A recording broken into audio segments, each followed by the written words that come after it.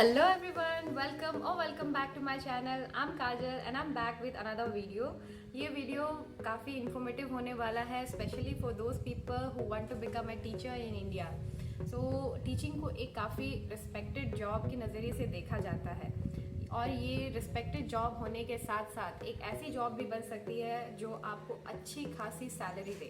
मगर शर्त यह है कि आपको पता होना पड़ेगा कि आप एक हाईली क्वालिफाइड टीचर कैसे बन सकते हैं और साथ ही साथ आपको ये पता होना पड़ेगा कि ऐसे कौन से स्कूल्स या संस्थाएं हैं जो आपको एक अच्छी खासी सैलरी देती है. सो हम इन्हीं बातों के बारे में आगे डिस्कस करेंगे और ये वीडियो एक बेसिक गाइड वीडियो होने वाला है for those people who are still confuse about teaching and who want to become a good teacher और हाईली सैलरी लेने वाले टीचर बनना चाहते हैं, एक अच्छे टीचर बनना चाहते हैं, एक अच्छे संस्था पे काम करना चाहते हैं. तो teaching can be very complicated. सुनने में इजी है टीचिंग, लेकिन उसमें कई सारे लेवल्स होते हैं, कई सारे एग्जाम्स होते हैं. तो हम ऐसे बेसिक लेकिन वेरी इंफॉर्मेटिव, वेरी इंपॉर्टेंट बातों के बारे में आज इस वीडियो के थ्रू से बात करेंगे.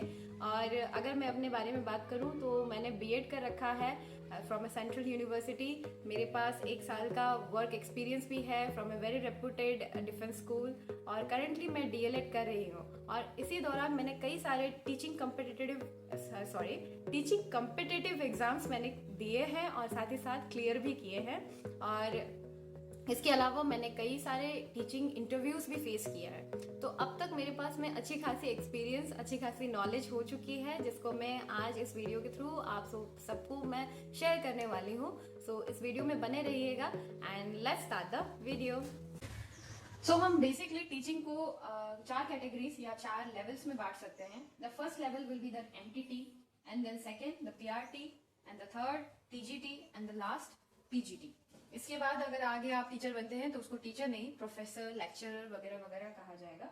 सो शुरू करते हैं हम एनटीटी से. NTT is basically pre primary teachers, जिसको हम अगर फुल फॉर्म देखा जाए तो नर्सरी टीचर्स ट्रेनिंग. तो इससे आपको एक बेसिक आइडिया मिल रहा है कि नर्सरी यानी ये वो टीचर्स के बारे में बात हो रही है यहाँ जो नर्सरी के स्टूडेंट्स को पढ़ाते हैं. नर्सरी ही नहीं, एलकेजी यूकेजी तक की क्लासेस जाती है यहाँ पे, नर्सरी से शुरू होकर. तो एनटीटी इज द टीचर्स जिसको जो नर्सरी एलकेजी यूकेजी के बच्चों को पढ़ाते हैं और इसको हम केंद्रीय विद्यालय में बाल वाटिका के नाम से भी जानते हैं. So this is the pre primary. And then the second level is the PRT यानी प्राइमरी टीचर. और यहाँ क्लासेस 1 से लेकर 5 तक के टीचर्स होते हैं, इंक्लूडेड होते हैं, जो बेसिकली क्लास 1 से 5 तक यानी प्राइमरी स्टूडेंट्स को पढ़ाते हैं, प्राइमरी स्टूडेंट्स को.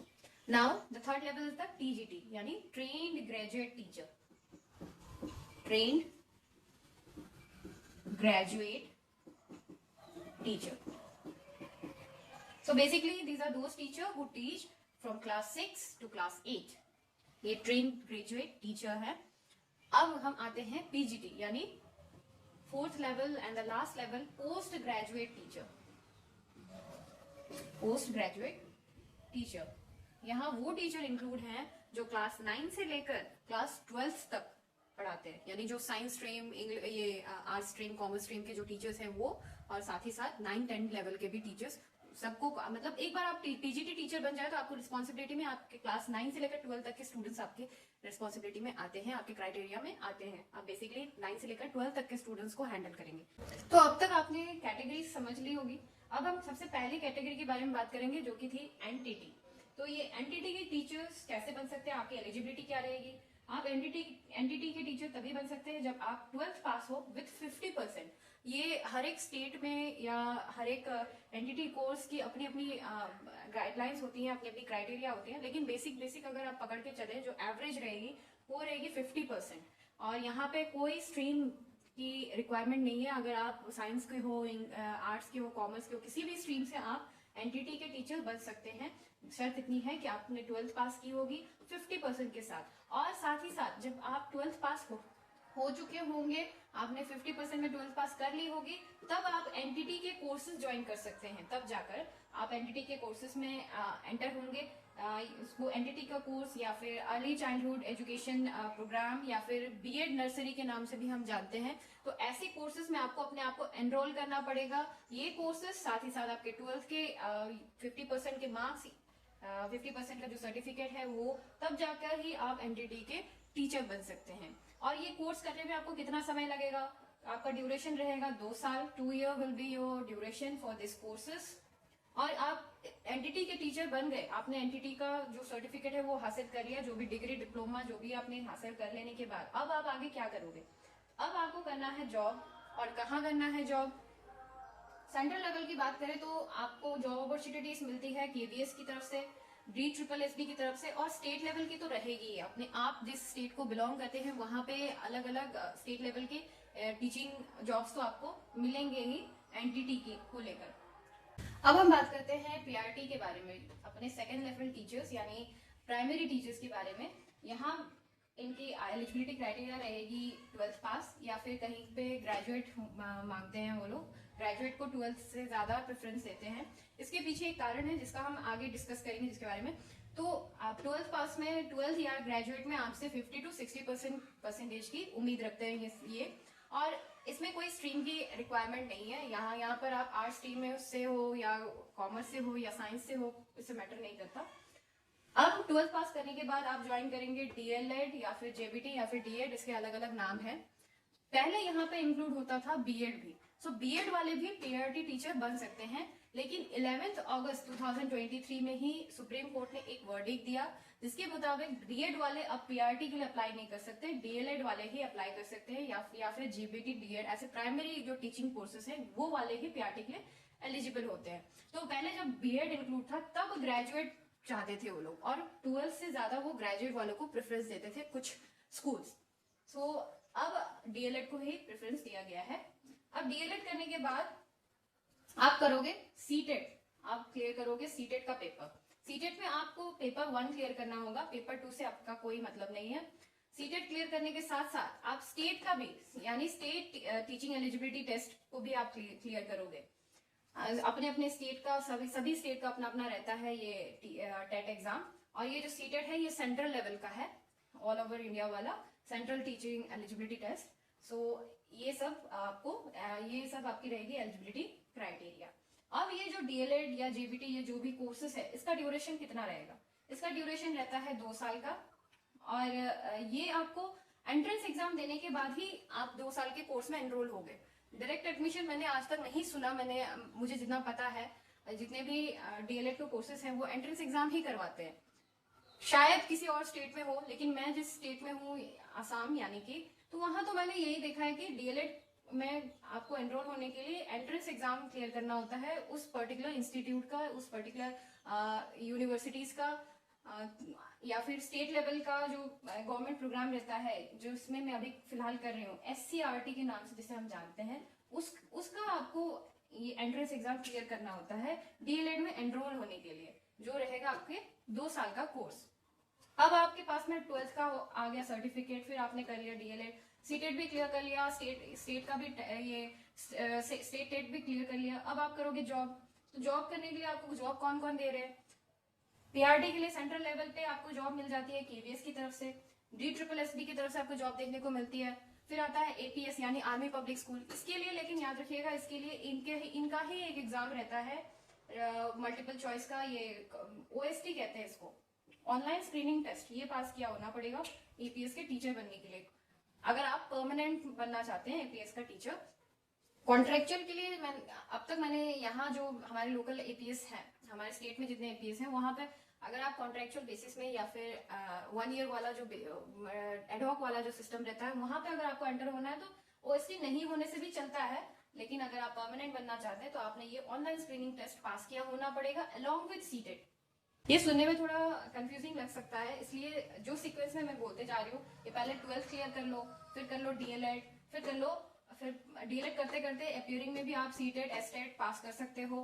फिर उसके बाद में एपीएस का अपना OST का जो एग्जाम है वो क्लियर करते जाओ। अब एपीएस के अलावा इंडियन रेलवे और इसरो से भी देखा गया है पीआरटी में इसरो की तरफ से भी आपको जॉब्स अपॉर्चुनिटीज देखने को मिलती है।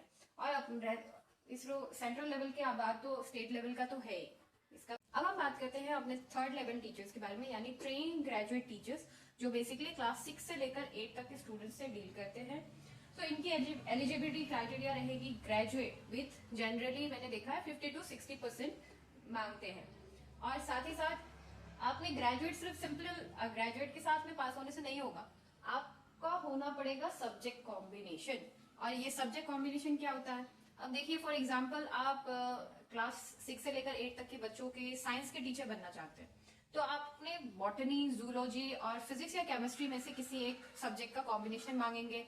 जहां तक मुझे याद है साइंस की टीचर का मैंने एक बार शायद दिया होगा, तो वहां पे क्या हुआ था, केवीएस में वो मांग रहे थे कि आपने केमिस्ट्री, फिजिक्स के साथ साथ बॉटनी या जूलॉजी किसी एक सब्जेक्ट में आपने ग्रेजुएशन की हो, मिनिमम 2 साल आपने उन सब्जेक्ट्स में पढ़ाई की हो, इन तीनों सब्जेक्ट्स में पढ़ाई की होनी होगी। और साथ ही साथ आर्ट्स में भी अपने अपने सब्जेक्ट्स का कॉम्बिनेशन होता है।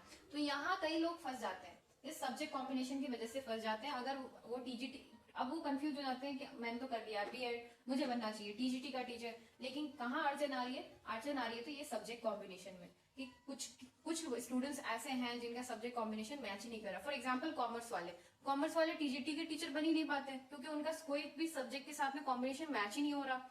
तो वो क्या करते हैं, तो उनके लिए टीजीटी एक अच्छा ऑप्शन नहीं रहेगा। उनको बीएड की जगह पर या तो डीएलएड कर लेना चाहिए ताकि वो पीआरटी के टीचर बन सके उसमें, क्योंकि कोई सब्जेक्ट कॉम्बिनेशन, कोई स्ट्रीम की मांग नहीं की गई है। लेकिन अगर आपने कर ही ली बीएड, अगर आपने इत्तेफाक से आपने बीएड कर लिया है, तो आप क्या करोगे, आप टीजीटी की जगह पे आप पोस्ट ग्रेजुएट टीचर के उस पे चले जाओगे, लेवल पे चले जाओगे। उसका जो प्रोसेस है वो आगे में हम बात करेंगे। तो यहाँ पे आप टीजीटी टीचर अगर आप बनना चाहते हैं तो सब्जेक्ट कॉम्बिनेशन का जरूर ध्यान रखें, और सिंपली बीएड या ग्रेजुएट होने से काफी नहीं होगा। तो सब्जेक्ट कॉम्बिनेशन के बारे में एक टोटली डिफरेंट वीडियो बनाना पड़ेगा। आज हम सब्जेक्ट कॉम्बिनेशन के बारे में ज्यादा बात नहीं कर पाएंगे, ठीक है? तो आगे, अब बीएड कर लिया, अब क्या करना है? अब करना है आपको सीटेट क्लियर। सीटेट में आपको अब पेपर 2 क्लियर करना होगा। पीआरटी में हमने देखा पेपर 1 था, लेकिन यहाँ आपको पेपर 2 क्लियर करना होगा। पेपर 1 से आपका कोई रिश्ता नाता नहीं है। अब आप सीटेट का पेपर 2 क्लियर करोगे, साथ ही आप करोगे स्टेट लेवल का भी टेट एग्जाम क्लियर करना पड़ेगा अगर आप स्टेट लेवल के टीचर बनना चाहते हैं। अब ये बीएड जो है उसका भी ड्यूरेशन रहेगा 2 साल, और मैंने देखा है कि बीएड में एनरोल होने के लिए भी आपको एंट्रेंस एग्जाम क्लियर करना होता है। अब 2 साल बीएड कर लिया, ग्रेजुएट कर लिया, सीटेट वीटेट पास कर लिया, सब कुछ हो गया। अब आप कहाँ जॉब अप्लाई करोगे? जॉब निकलती है आपके टीजीटी के लिए केवीएस में, DSSB में, इसरो में, रेलवे में, नवोदया में, एकलव्य मॉडल स्कूल में, वीकेवी यानी विवेकानंद केंद्र विद्यालय में, एपीएस यानी आर्मी पब्लिक स्कूल में, और स्टेट लेवल के तो रहेंगे ही। ये कुछ मैंने सेंट्रल लेवल की बात की है। यहाँ जितने एग्जाम्पल्स दिए हैं मैंने सेंट्रल लेवल वाले एग्जाम्पल्स दिए हैं, और स्टेट लेवल का तो रहेगा ही। तो ये रही बात टीजीटी की। अब हम बात करते हैं पीजीटी के बारे में, यानी पोस्ट ग्रेजुएट टीचर, जो कि डील करते हैं क्लास 9 से लेकर क्लास 12 तक के बच्चों से। तो एलिजिबिलिटी क्राइटेरिया कैसी रहेगी? इसका रहेगा, सबसे पहले पोस्ट ग्रेजुएट होना पड़ेगा आपको विद 50 to 60%। आपको पोस्ट ग्रेजुएट किसमें होना होगा? उस पर्टिकुलर सब्जेक्ट में, यानी सब्जेक्ट स्पेसिफिक, उस पर्टिकुलर सब्जेक्ट में जिसकी आप पीजीटी टीचर बनना चाहते हैं। फॉर एग्जांपल अगर आप इंग्लिश के पीजीटी टीचर बनना चाहते हैं तो आपको इंग्लिश में ही पोस्ट ग्रेजुएट होना होगा। अगर आप, अब यहाँ पे मैंने जैसे बात की थी टीजीटी में कॉमर्स वालों के बारे में, यहाँ कॉमर्स वाले एंटर हो सकते हैं अपने मेजर सब्जेक्ट्स को लेकर। फॉर एग्जांपल उन्होंने अकाउंटेंसी में कर रखा है पोस्ट ग्रेजुएट, तो वो यहाँ पीजीटी के टीचर बन जाएंगे अकाउंटेंसी के।